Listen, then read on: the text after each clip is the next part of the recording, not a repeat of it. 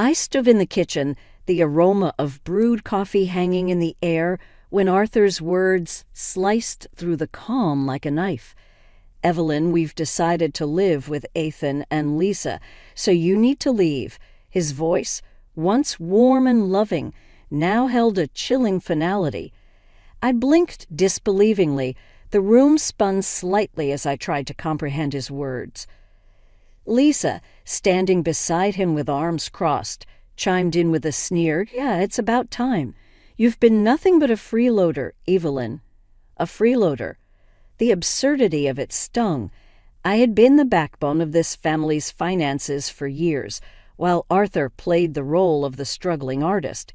And now this. My gaze shifted from Arthur to Lisa and then back to Arthur. He'd avoided my eyes, his face an emotionless mask. Anger and disbelief churned in my stomach. "Is this some kind of sick joke?" I asked, my voice shaking. "No joke, Evelyn.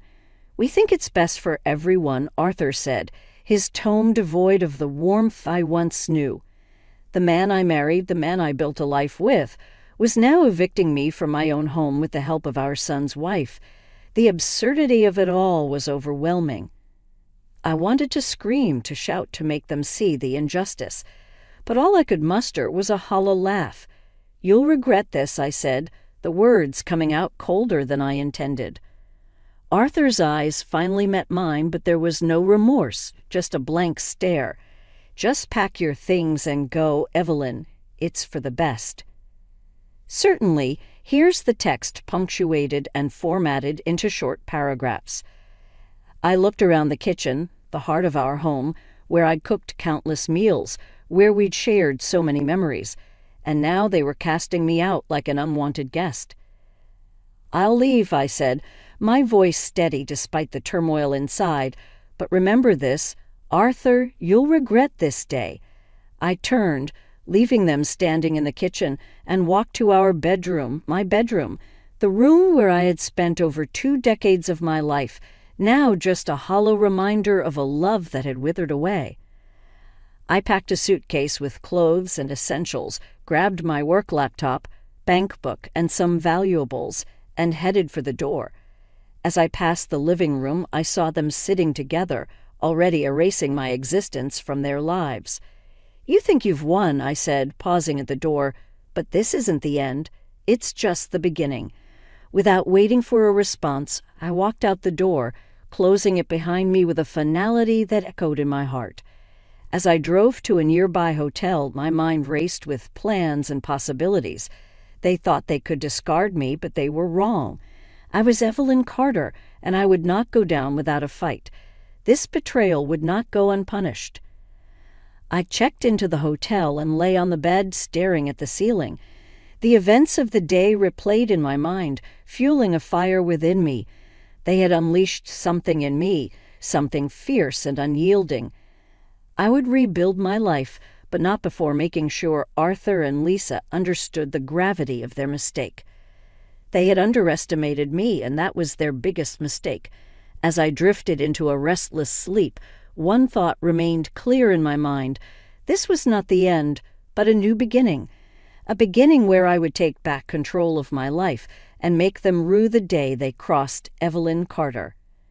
The night at the hotel was restless, each tick of the clock a reminder of my shattered life. In the dim light of dawn, memories flooded in, bittersweet and sharp. I met Arthur when life was simpler, filled with dreams and possibilities. He was a graphic designer with a creative spark that ignited something in me.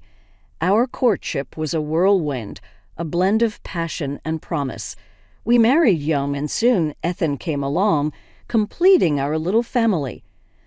But time has a way of eroding even the strongest foundations.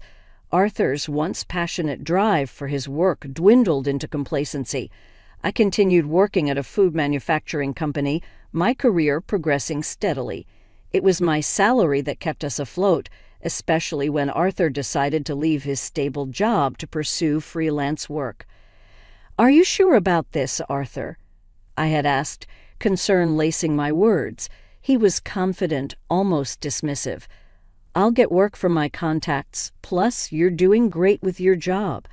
My job, which he casually referred to as a side gig, was the lifeline of our finances. His ignorance of my professional worth was a growing wedge between us. It was during this time that Helen, Arthur's mother, became a central part of our lives. Her health was failing, and I found myself taking on the role of her caregiver. It seemed natural. She was family after all. But Arthur's lack of involvement was a bitter pill to swallow. "Why don't you help more with your mother?" I once asked, frustration evident in my voice. Arthur just shrugged, his attention more on his designs than on my words. It was always about his work, his needs, never about Helen or me. As I lay in the hotel bed, the hurt from years of being undervalued and overlooked simmered within me. They had taken my kindness for weakness, my silence for submission. But no more. I would show them the strength of a woman scorned, a woman who had given her all only to be discarded. My plan began to take shape in the early morning light. It was time for Arthur and Lisa to face the consequences of their actions. They thought they had removed the problem from their lives, but in reality they had ignited a fire. I would start with Arthur's finances. It was time he learned the true value of the money I brought into our household. I knew his freelance work wasn't as lucrative as he pretended. His pride would crumble under the weight of financial realities, and Lisa, with her smug sense of entitlement, would learn that her actions had repercussions. I remembered her disdain, her condescending words. She had no idea about the struggles and sacrifices I had made for this family. I rose from the bed, a new determination coursing through me. I would not be a victim of their cruelty. I would be the architect of their comeuppance. As the sun rose, casting a warm glow through the window, I felt a sense of empowerment. Evelyn Carter was no longer just a name. It was a symbol of resilience and retribution. They had underestimated me, but they would soon learn the cost of their betrayal. This was not just about revenge, it was about justice, and I would have it, no matter what it took. The first rays of sunlight brought clarity and resolve. I checked out of the hotel with a single goal in mind: to begin my carefully crafted plan of retribution against Arthur and Lisa. Returning home to gather the rest of my belongings was a calculated move. I needed to see Arthur to gauge his reactions, to feed the fire of my resolve. The house felt different as I stepped in, colder, unwelcoming. Arthur was in the living room, his back to me, lost in his thoughts. "I've come for the rest of my things," I announced, my voice steady. He turned, a flicker of surprise crossing his face before it settled into an indifferent mask. "Fine, take whatever you need." As I moved through the house, memories taunted me, but I pushed them aside. This was no time for sentimentality, it was a time for action. In our bedroom, I quickly sorted through our shared life, compartmentalizing emotions, focusing on the task: clothes, personal items, some documents. I was methodical, leaving no trace of myself behind. Arthur hovered at the doorway, watching. "Evelyn, are you sure about this?" His question was a mix of confusion and a faint hint of concern. It was almost laughable. "You made your choice, Arthur. Now live with it," I replied without looking at him. I could feel his gaze on me, but I didn't falter. This was the man who had underestimated me, who had pushed me out of my own life. No more. The final item I packed was a photo of us in happier times. I stared at it, a bitter smile on my lips. Then, without a second thought, I left it on the dresser, a reminder of what he had lost. As I carried my belongings to the car, Arthur's voice stopped me. "Evelyn, about the finances." I turned, meeting his eyes. "What about them?" I asked. "We might need to discuss how we'll handle things moving forward." "Oh, now you're concerned about finances." My voice was tinged with sarcasm. "Don't worry, Arthur. You'll manage. After all, I was just a side gig, remember." His expression faltered, guilt and realization dawning, but it was too late for regrets. I drove away without looking back, the chapter of Arthur and me firmly closed. But this was just the beginning. My mind raced with plans, each more satisfying than the last. I knew Arthur's weaknesses, his pride, his finances, his superficial understanding of my contributions. I would use these to my advantage. He would learn the hard way the value of what he had so callously discarded. And Lisa, her arrogance, would be her downfall. I would make sure of it. She thought she could step into my life, take my place without consequence. She was sorely mistaken. I found a small apartment, a temporary refuge as I plotted my next moves. It was modest but sufficient for my needs. As I unpacked, the reality of my situation sank in. I was alone, but I was also free. Free to rebuild, free to exact revenge, free to be the woman I was meant to be. That night, as I lay in bed in my new apartment, I felt a surge of empowerment. They had pushed me to the edge, but I had emerged stronger, more determined. Evelyn Carter would no longer be a victim. She would be a force to be reckoned with. Settled in my new apartment, I strategized my next moves. The first step was to confront the financial facade Arthur had constructed. It was time he faced the reality of our situation, the reality he so conveniently ignored. I started by securing my financial assets. I transferred my savings to a new account, ensuring Arthur had no access. This was my hard-earned money, and I would not let him squander it any longer. Next, I prepared for the inevitable legal battle. I contacted a lawyer, someone known for their tenacity and success in divorce cases. As I explained my situation, the lawyer nodded, understanding the gravity of my case. "We'll make sure you get what you deserve, Mrs. Carter," she assured me, her voice firm and confident. I felt a sense of relief, knowing I had a professional in my corner. This wasn't just about money, it was about justice. A few days later, I received a call from Arthur. His voice was strained, a hint of desperation creeping in. "Evelyn, we need to talk about the divorce and the finances." I agreed to meet, curious to see how he would handle this confrontation. We met at a quiet cafe, a neutral ground for what was to be a decisive discussion. Arthur looked worn, the stress of the situation clearly taking its toll. "Evelyn, I think we rushed into this. Maybe we can work things out." His plea was pathetic, a stark contrast to the confident man I once knew. "Work things out? You threw me out, Arthur. You made your choice." He flinched at my words, but I felt no sympathy. This was the bed he had made. "We can't afford a divorce, Evelyn, not with my financial situation," he finally admitted. "Oh, now you admit it," I retorted, my voice laced with scorn. "You're finally facing reality." Arthur's eyes darted around the cafe, his pride wounded. I thought we could come to an agreement without lawyers," he said, his facade crumbling. "I want $10,000. That's my price for an amicable divorce." I leaned in, my gaze steady. $10,000. I don't have that kind of money." Arthur's face paled. "That's not my problem, Arthur. You wanted me out, you pay the price." He struggled for words, his facade crumbling. I'll see what I can do." I stood up, my chair scraping against the floor. "You have 1 week, Arthur. 1 week to give me what I'm owed."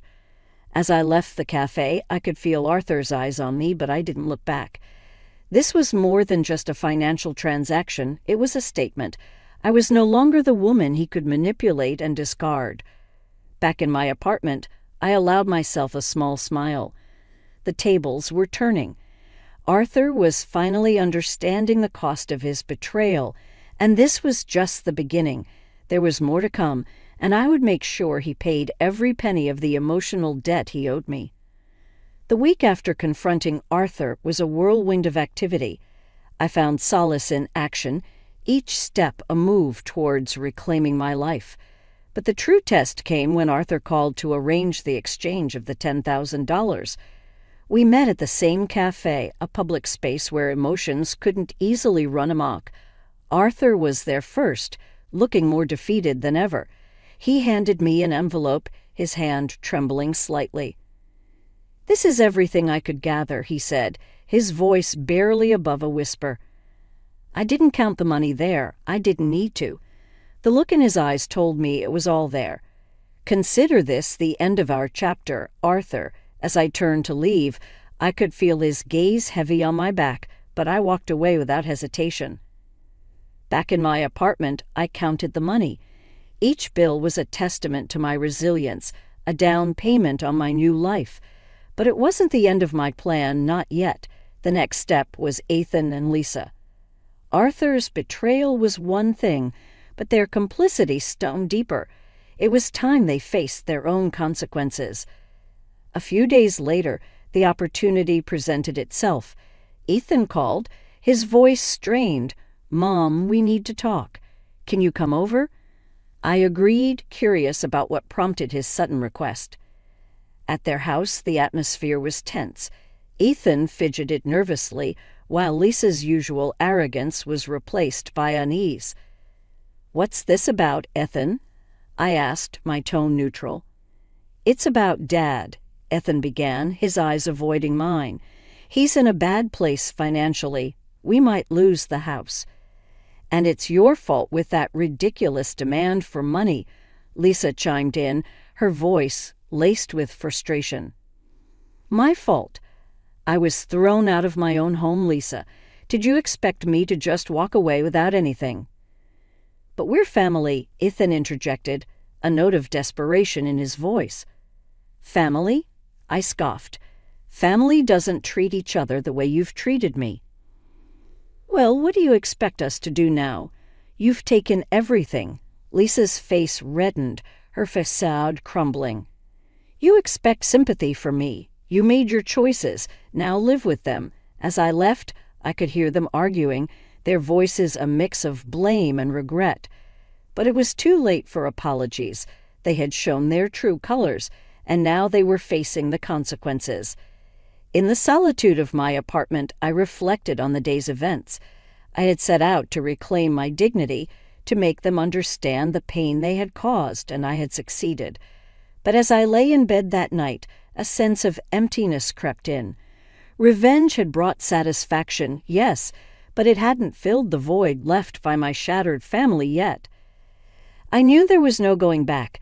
This was my path now, and I had to see it through to the end. As the days passed, my life settled into a new rhythm, one defined by independence and strength. Yet the final act of my plan remained.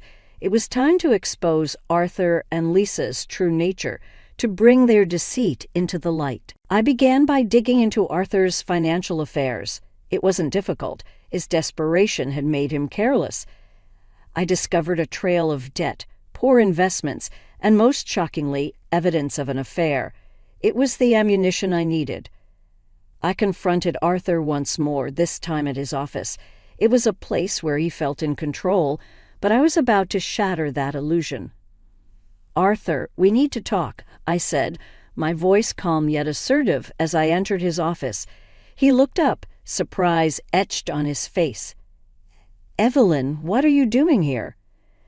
"I know about the affair, Arthur, and the debts," I stated, watching as his face drained of color. That's ridiculous," he stammered, but the guilt in his eyes betrayed him. "Don't insult my intelligence. I have proof." I countered, my words sharp. Arthur sank into his chair, the facade of confidence crumbling. "Evelyn, please, let's talk about this." "There's nothing to talk about. You've made your bed. Now lie in it." My words were cold, a reflection of the void he had left in my heart. I left his office, leaving him to stew in his guilt and fear. But my plan wasn't complete. Lisa was next. I invited her for coffee, a public setting where she couldn't easily escape. When she arrived, her usual brashness was absent, replaced by caution. "Evelyn, what is this about?" she asked, her voice tinged with suspicion. "It's about you and Arthur," I said, meeting her gaze. "Your role in this whole mess." Lisa shifted uncomfortably. "I don't know what you're talking about." "Oh, but you do," I countered. "You encouraged Arthur's decisions, thinking it would benefit you. But now you're just as responsible for the fallout." Lisa's facade cracked, her composure slipping. "You can't blame me for everything." "I can, and I do. You were part of this, Lisa. You can't escape that," I replied, my voice steady. Lisa looked away, unable to meet my gaze. She knew the truth, even if she couldn't admit it. As I left the cafe, I felt a sense of closure. I had exposed their deceit, their selfishness.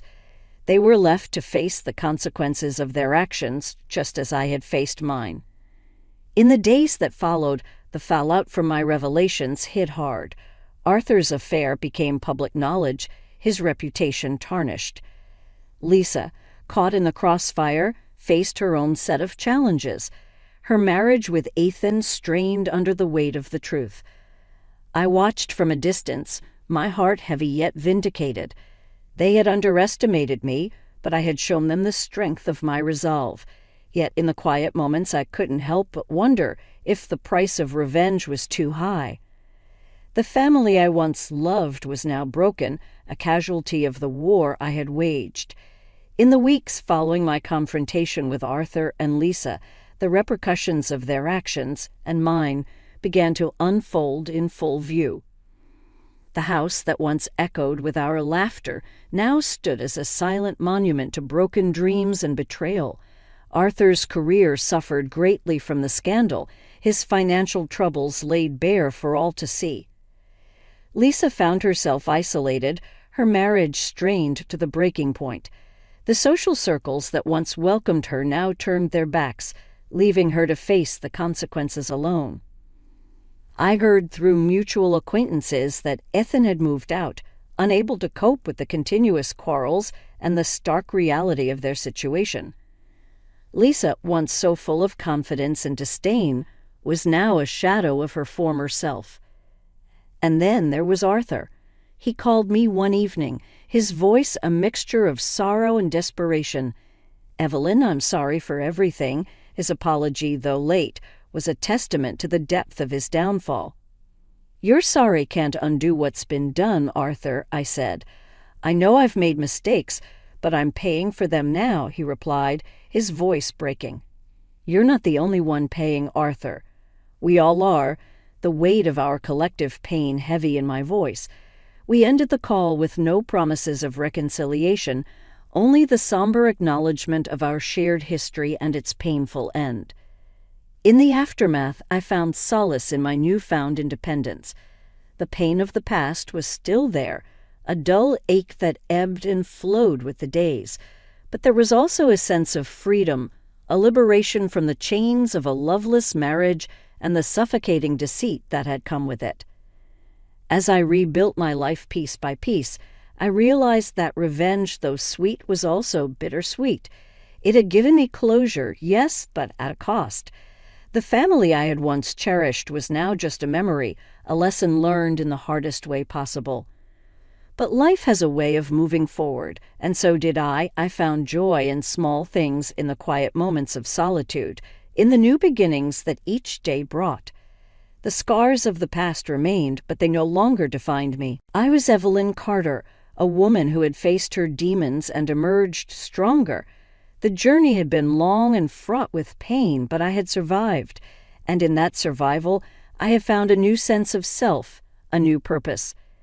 As I look back now, I realize that the greatest revenge was not in the downfall of Arthur and Lisa, but in the rise of my own spirit.